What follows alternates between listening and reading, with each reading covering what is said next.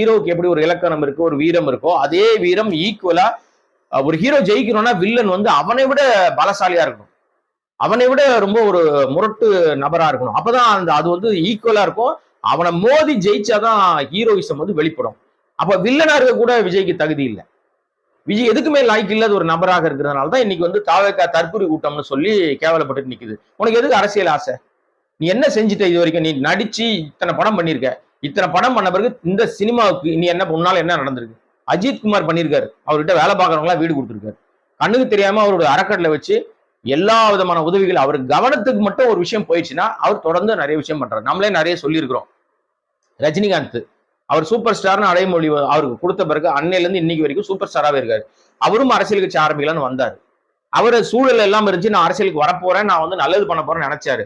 ஆனால் அப்பதான் அவருக்கு வந்து சில விஷயங்களை உண்மைகள் புரியும். ஏன்னா எல்லாருக்கும் உண்மை தெரியும்ல. அந்த உண்மை தெரிஞ்ச பிறகு பார்த்தாரு, நம்மளை பயன்படுத்தி நம்முடைய தொண்டர்களை தப்பா வந்து வழிநடத்தி அவர்கள் நம்மளால பாதிக்கப்படக்கூடாது. தொண்டை பாதிச்சான்னா எனக்கு அது சங்கடம், என் ரசிகன் என்னால பாதிக்கப்படக்கூடாதுன்னு மிக நேர்மையா நேர்த்தியா அவர் வந்து அரசியலை வேணான்னு சொல்லி அழகா ஒதுங்கிட்டாரு.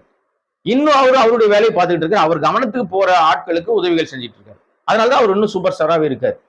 அந்த எந்த அடிப்படை பண்புகளோ அடிப்படை அறிவோ இல்லாத ஒரு விஜய் உடனே முதலமைச்சர் நாற்காலில் உட்காந்து வந்து நாட்டுக்கு நல்லது செய்ய போறோம்னா, நீ முதல்ல உன் வீட்டுக்கும் நல்லது செய்யல, உன் குடும்பத்துக்கு நல்லது செய்யல, உன்னை சார்ந்திருக்கிற தொழிலாளர்களாக சினிமா துறைக்கு நீ இது வரைக்கும் எதுவும் பண்ணதே இல்லை.